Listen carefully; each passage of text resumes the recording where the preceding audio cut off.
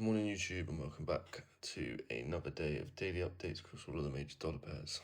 Starting off with DXY again on the daily time frame, what we can see is we've had our break of structuring towards the upside, and that's our swing low. With our swing high, we're still anticipating this low to get taken before we see the upside continuation. However, if we move down onto the 4-hour time frame, what we can see is we've had a break of structuring towards the downside. So this is our swing low, this is our swing low. We've come up and we've liquidated most of the available liquidity within the overall impulse.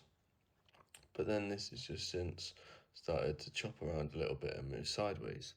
Yesterday, we did see a downwards push on the back of a deal being agreed between Iran and the US, with Trump taking a couple of days to decide.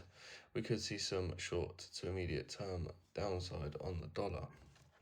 So what does this mean for Euro USD? If we have a look on the daily, we can see we've got our break of structure, and this is the swing range that we're currently trading within.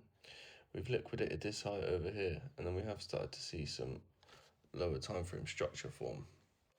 However, I would prefer to see this high get taken over here, and if we do see a resolution in the Middle East, I do anticipate some further upside on Euro USD, definitely towards this point of liquidity. So if we move down onto the 4-hour time frame,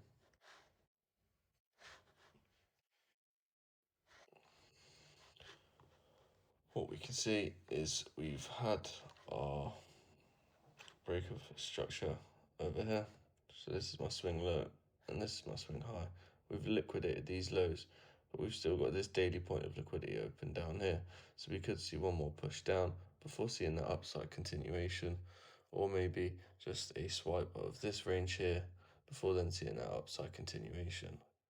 If we go on to GBP USD, what we can see on the daily time frame is we've had our break of structuring towards the upside. So this is my swing low and this is my swing high.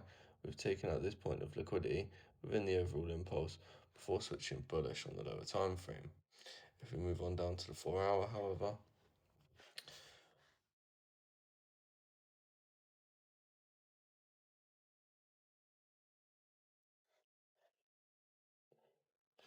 after a break of structure in towards the upside, we've then had a break of structure in towards the downside.